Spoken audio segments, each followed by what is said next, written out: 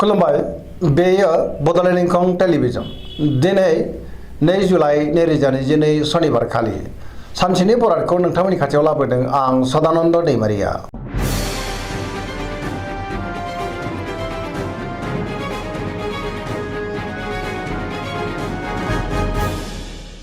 सिगां फरायनो लादों मेष राशि गिबि हांखो अ ल। दिनैनि साना मोजां आरो गाज्रिनि गेजेरजों बाबेरलांगोन।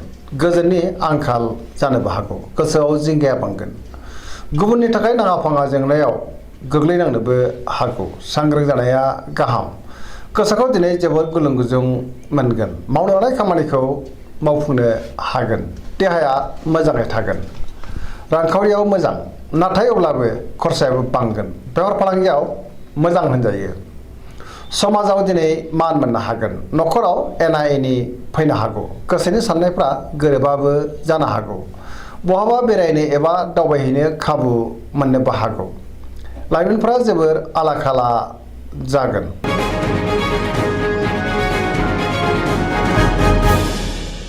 वृष राशि गिबि हांखो इ उ ब।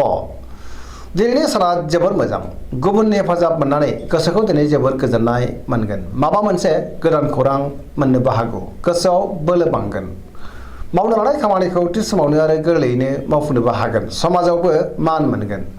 रांखावरियाव दिनै जोबोर मोजां।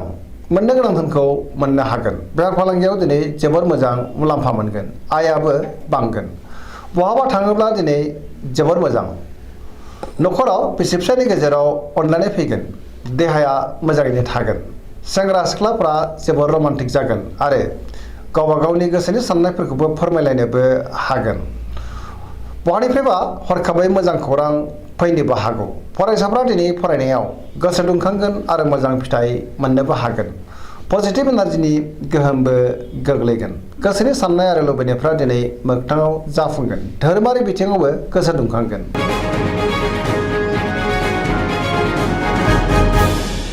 मिथुन राशि गिबि हांखो क स। दिनैनि साना जोबोर मोजां। जेरावबो जाफुंसार जानो हागोन। पजिटिभ एनार्जिनि गोहोमबो गोग्लैगोन। गोसोखौ दिनै जोबोर गोजोननाय मोनगोन। जेरावबो देरहासारगोन। गोबां खामानिखौ दिनै गोरलैयैनो मावफुंलांनो हागोन। देहाया मोजाङै थागोन। रांखावरियाव मोजां। बेफार फालांगियावबो दिनै जोबोर मोजां।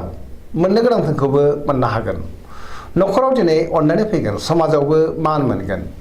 मावनो लानाय खामानिखौ थि समावनो आरो गोरलैयैनो मावफुंनोबो हागोन। गुबुननि हेफाजाबखौबो मोननो हागोन। बहाबा थांनो एबा हान्थिनो खाबु मोननोबो हागौ।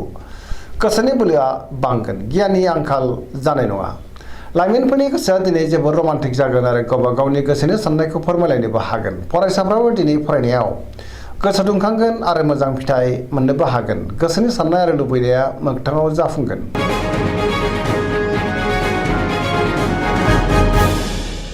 कर्कट राशि गिबि हांखो ड ह। दिनैनि साना बारा मोजां नङा। गोसोखौ दिनै जोबोर उसुखुथु मोनगोन। मावनो लानाय खामानिखौ मावफुंनो हागोन। रांखावरियाव बारा मोजां नङा। नाङा फाङा खरसाया बांनो हागौ। बेफार फालांगियाव बारा मोजां नङा। गोबां खहा जानोबो हागौ। मोननो गोनांखौबो दिनै मोननो गोब्राब जागोन। देहाया मोजाङै थागोन। अब्लाबो नाथाय जानाय लोंनायाव सांग्रां जानांगोन। गुबुननि हेफाजाबखौ मोननो हागोन। गुबुननि गोसोखौ बोनो गोब्राब जागोन।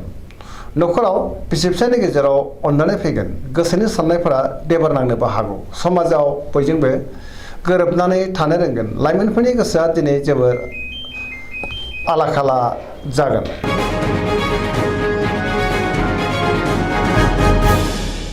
सिंह राशि गिबि हांखो म ट। दिनैनि साना जोबोर मोजां। मोनफ्रोमबो बिथिङावनो सांग्रां जानो रोंगोन। बयजोंबो अनजागोन आरो मोजां मोनजागोन। गोसोखौ दिनै जोबोर गोजोननाय मोनगोन। सोरबा गोजाम लोगोजों बहाबा लोगो मोनज्लायनोबो हागौ। मावनो लानाय खामानिखौ थि समावनो आरो गोरलैयैनो मावफुंनोबो हागोन। गोसोआ दिनै जोबोर रमान्टिक जागोन। रांखावरियाव जोबोर मोजां। गोबां धोन आरजिनोबो हागोन।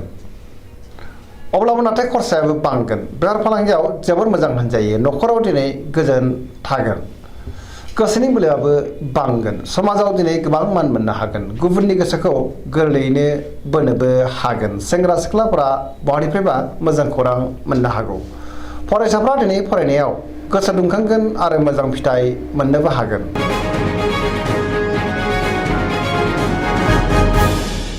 कन्या राशि गिबि हांखो प ट दिनैनि साना बारा मोजां नङा। गोसोआव गोनो गोथो साननाय फैगोन। गोबां रोखोमनि जेंना फैनोबो हागौ।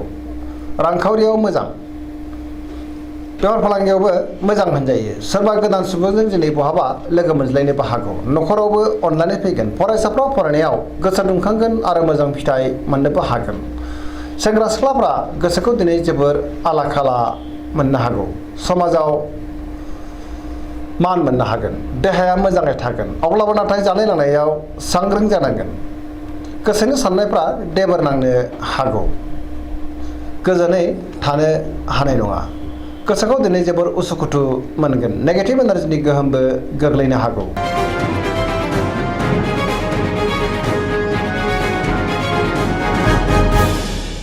तुला राशि गिबि हांखो र ट दिनैनि साना बारा मोजां नङा। गोसोआव गोजोननि आंखाल जानो हागौ। गोसोखौ दिनै जोबोर उसुखुथु मोनगोन। गोसोआ जोबोर आला खालाबो जागोन। गोसोनि बोलोआ लोरबां जागोन। गोसोनि साननायखौ दिनै गुबुननो फोरमायनो गोब्राब जागोन। मावनो लानाय खामानिखौ मावफुंनो हागोन। देहाया बारा मोजां थानाय नङा। जानाय लोंनायाव सांग्रां जानांगोन। रांखावरियाव मोजां, अब्लाबो नाथाय खरसाया बांगोन।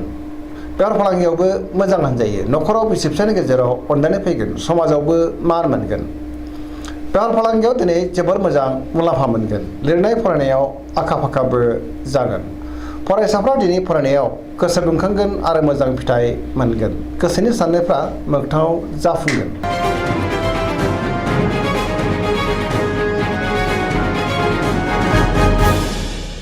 वृश्चिक राशि गिबि हांखो न स दिनैनि साना जोबोर मोजां।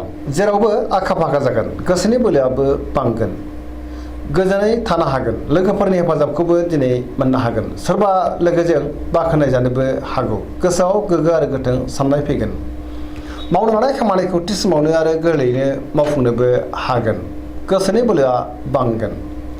बहाबा हान्थिनो एबा दावबायनो खाबुबो मोननो हागौ। समाजाव मान मोनगोन। न'खराव दिनै अननानै फैगोन। रांखावरियाव जोबोर मोजां होनजायो। गोबां धोन आरजिनोबो हागोन। बेफार फालांगियावबो दिनै जोबोर मोजां मुलाम्फा मोननो हागोन। देहायाबो मोजाङै थागोन। गुबुननि थाखाय गोबां मोजां खामानि मावनानै होनोबो हागोन। फरायसाफ्रा दिनै फरायनायाव गोसो दुंखांगोन आरो मोजां फिथाइ मोनगोन। लाइमोनफ्रा जोबोर रमान्टिक जागोन आरो गावबा गावनि गोसोनि साननायखौ फोरमायलायनोबो हागोन। पजिटिभ एनार्जिनि गोहोमबो गोग्लैगोन।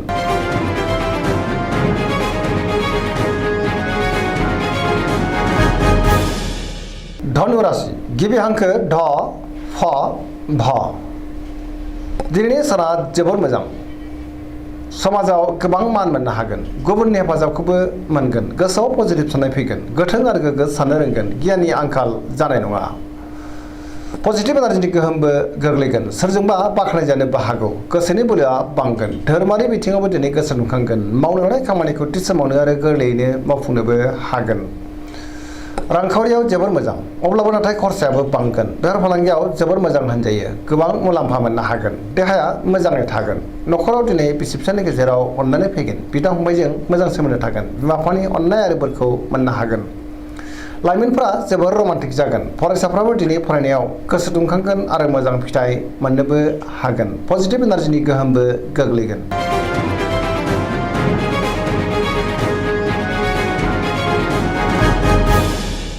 मकर राशि गिबि हांखो ख ज दिनैनि साना बारा मोजां नङा। गावखौल' साननो रोंगोन। गियाननि आंखाल जानो हागौ। बहानिफ्राय हरखाबै गाज्रि खौरांबो मोननो हागौ। गोसोखौ दिनै जोबोर गुलाय गुजाय मोनगोन। देहाया मोजाङै थागोन। गोसोनि साननायफ्रा देबोर नांनो हागौ। रांखावरियाव बारा मोजां नङा। मोननो गोनांखौ मोननो गोब्राब जागोन। बेफार फालांगियाव बारा मोजां नङा। गुबुना खहा खालामनो नाजागोन। मावनो लानाय खामानिखौ मावफुंनो हागोन। लाइमोनफोरनि गोसोआ दिनै जोबोर रमान्टिकबो जागोन। फरायसाफ्रा फरायनायाव गोसो दुंखांगोन आरो मोजां फिथाइ मोननोबो हागोन।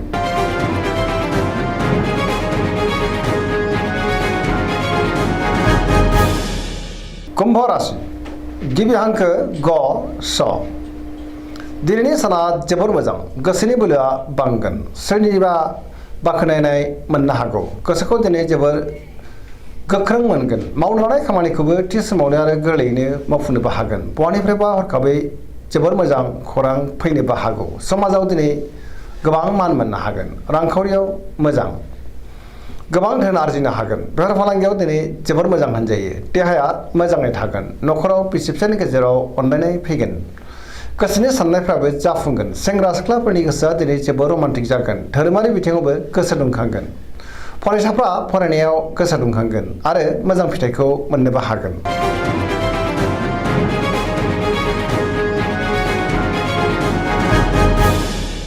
मीन राशि गिबि हांखो ड स।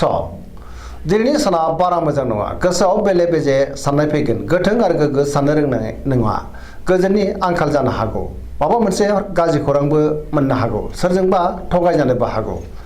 गोसोखौ दिनै जोबोर लोरबां मोनगोन। देहाया मोजाङै थागोन। अब्लाबो नाथाय जानाय लोंनायाव सांग्रां जानांगोन। रांखावरियाव मोजां, बेफार फालांगियावबो मोजां होनजायो। न'खराव अनलायनाय फैगोन।